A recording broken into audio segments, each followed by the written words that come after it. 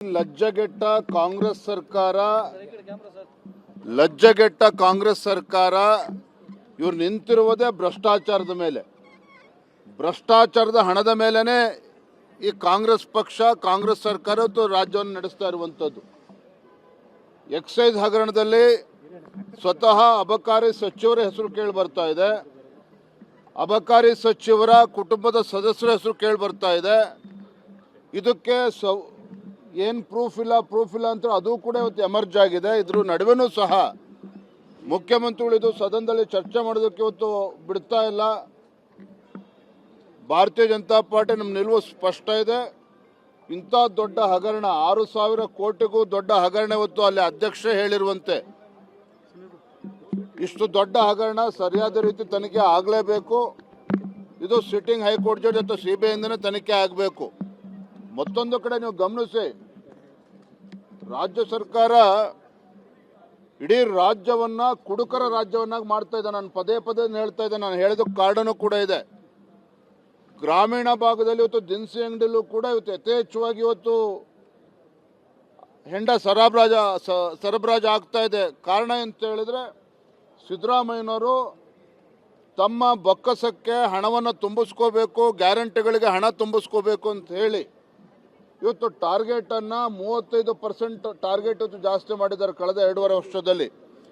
ಯಾವುದೇ ಅಬಕಾರಿ ಇಲಾಖೆ ಅಧಿಕಾರಿಗಳು ಆ ಇಲಾಖೆಗೆ ಬರಬೇಕು, ಆ ಸ್ಥಾನಕ್ಕೆ ಬರಬೇಕು ಅಂತೇಳಿದ್ರೆ ಲಂಚ ಇಲ್ದೇ, ಕೋಟಿ ಲಂಚ ಇಲ್ದೇ ಅಲ್ಲಿ ಬರೋದಕ್ಕೆ ಸಾಧ್ಯನೇ ಇಲ್ಲ. ಇದೆಲ್ಲದರ ಪರಿಣಾಮ ಏನು ಅಂತ ಹೇಳಿದ್ರೆ, ಗ್ರಾಮೀಣ ಭಾಗದಲ್ಲಿ ದಿನಸಿ ಅಂಗಡಿಯಲ್ಲೂ ಕೂಡ ಹೆಂಡ ಮಾರೋದಕ್ಕೆ ಇವರು ಅವಕಾಶವನ್ನು ಕೊಟ್ಟಿದ್ದಾರೆ. ಅಕ್ರಮವಾಗಿ ಮದ್ಯವನ್ನು ಮಾರೋದಕ್ಕೆ ಅವಕಾಶವನ್ನು ಮಾಡಿಕೊಟ್ಟಿದ್ದಾರೆ. ಸರ್ಕಾರದ ಬೊಕ್ಕಸವನ್ನು ಈ ರೀತಿ ತುಂಬಿಕೊಳ್ಳಕ್ಕೆ ಕೊಟ್ಟಿದ್ದಾರೆ.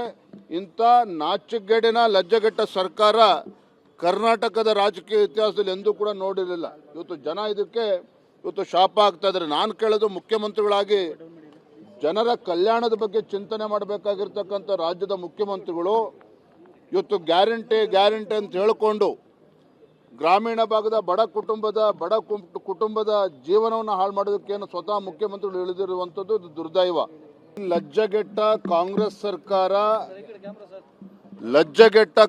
ಸರ್ಕಾರ ಇವ್ರು ನಿಂತಿರುವುದೇ ಭ್ರಷ್ಟಾಚಾರದ ಮೇಲೆ. ಭ್ರಷ್ಟಾಚಾರದ ಹಣದ ಮೇಲೆನೆ ಈ ಕಾಂಗ್ರೆಸ್ ಪಕ್ಷ, ಕಾಂಗ್ರೆಸ್ ಸರ್ಕಾರ ರಾಜ್ಯವನ್ನು ನಡೆಸ್ತಾ ಇರುವಂಥದ್ದು. ಎಕ್ಸೈಸ್ ಹಗರಣದಲ್ಲಿ ಸ್ವತಃ ಅಬಕಾರಿ ಸಚಿವರ ಹೆಸರು ಕೇಳಿ ಬರ್ತಾ ಇದೆ. ಅಬಕಾರಿ ಸಚಿವರ ಕುಟುಂಬದ ಸದಸ್ಯರ ಹೆಸರು ಕೇಳಿ ಬರ್ತಾ ಇದೆ. ಇದಕ್ಕೆ ಏನು ಪ್ರೂಫ್ ಇಲ್ಲ ಅಂತ ಅದು ಕೂಡ ಇವತ್ತು ಎಮರ್ಜ್ ಆಗಿದೆ. ಇದ್ರ ನಡುವೆನೂ ಸಹ ಮುಖ್ಯಮಂತ್ರಿಗಳು ಇದು ಸದನದಲ್ಲಿ ಚರ್ಚೆ ಮಾಡೋದಕ್ಕೆ ಇವತ್ತು ಬಿಡ್ತಾ ಇಲ್ಲ. ಭಾರತೀಯ ಜನತಾ ಪಾರ್ಟಿ ನಮ್ಮ ನಿಲುವು ಸ್ಪಷ್ಟ ಇದೆ. ಇಂಥ ದೊಡ್ಡ ಹಗರಣ, 6,000 ಕೋಟಿಗೂ ದೊಡ್ಡ ಹಗರಣ ಇವತ್ತು ಅಲ್ಲಿ ಅಧ್ಯಕ್ಷ ಹೇಳಿರುವಂತೆ, ಇಷ್ಟು ದೊಡ್ಡ ಹಗರಣ ಸರಿಯಾದ ರೀತಿ ತನಿಖೆ ಆಗಲೇಬೇಕು. ಇದು ಸಿಟ್ಟಿಂಗ್ ಹೈಕೋರ್ಟ್ ಜಡ್ಜ್ ಅಥವಾ CBI ಇಂದನೇ ತನಿಖೆ ಆಗಬೇಕು. ಮತ್ತೊಂದು ಕಡೆ ನೀವು ಗಮನಿಸಿ, ರಾಜ್ಯ ಸರ್ಕಾರ ಇಡೀ ರಾಜ್ಯವನ್ನ ಕುಡುಕರ ರಾಜ್ಯವನ್ನಾಗಿ ಮಾಡ್ತಾ ಇದೆ. ನಾನು ಪದೇ ಹೇಳ್ತಾ ಇದ್ದೆ, ನಾನು ಹೇಳಿದ ಕಾರಣನೂ ಕೂಡ ಇದೆ. ಗ್ರಾಮೀಣ ಭಾಗದಲ್ಲಿ ಇವತ್ತು ದಿನಸಿ ಅಂಗಡಿಯಲ್ಲೂ ಕೂಡ ಇವತ್ತು ಯಥೇಚ್ಛವಾಗಿ ಇವತ್ತು ಹೆಂಡ ಸರಬರಾಜು ಆಗ್ತಾ ಇದೆ. ಕಾರಣ ಅಂತ ಹೇಳಿದ್ರೆ, ಸಿದ್ದರಾಮಯ್ಯನವರು ತಮ್ಮ ಬೊಕ್ಕಸಕ್ಕೆ ಹಣವನ್ನು ತುಂಬಿಸ್ಕೋಬೇಕು, ಗ್ಯಾರಂಟಿಗಳಿಗೆ ಹಣ ತುಂಬಿಸ್ಕೋಬೇಕು ಅಂತ ಹೇಳಿ ಇವತ್ತು ಟಾರ್ಗೆಟನ್ನು 35% ಟಾರ್ಗೆಟ್ ಇವತ್ತು ಜಾಸ್ತಿ ಮಾಡಿದ್ದಾರೆ ಕಳೆದ 2.5 ವರ್ಷದಲ್ಲಿ. ಯಾವುದೇ ಅಬಕಾರಿ ಇಲಾಖೆ ಅಧಿಕಾರಿಗಳು ಆ ಇಲಾಖೆಗೆ ಬರಬೇಕು, ಆ ಸ್ಥಾನಕ್ಕೆ ಬರಬೇಕು ಅಂತೇಳಿದ್ರೆ ಲಂಚ ಇಲ್ದೇ, ಕೋಟಿ ಲಂಚ ಇಲ್ದೇ ಅಲ್ಲಿ ಬರೋದಕ್ಕೆ ಸಾಧ್ಯನೇ ಇಲ್ಲ. ಇದೆಲ್ಲದರ ಪರಿಣಾಮ ಏನು ಅಂತ ಹೇಳಿದ್ರೆ, ಗ್ರಾಮೀಣ ಭಾಗದಲ್ಲಿ ದಿನಸಿ ಅಂಗಡಿಯಲ್ಲೂ ಕೂಡ ಹೆಂಡ ಮಾರೋದಕ್ಕೆ ಇವರು ಅವಕಾಶವನ್ನು ಕೊಟ್ಟಿದ್ದಾರೆ. ಅಕ್ರಮವಾಗಿ ಮದ್ಯವನ್ನು ಮಾರೋದಕ್ಕೆ ಅವಕಾಶವನ್ನು ಮಾಡಿಕೊಟ್ಟಿದ್ದಾರೆ. ಸರ್ಕಾರದ ಬೊಕ್ಕಸವನ್ನು ಈ ರೀತಿ ತುಂಬಿಕೊಳ್ಳಕ್ಕೆ ಕೊಟ್ಟಿದ್ದಾರೆ.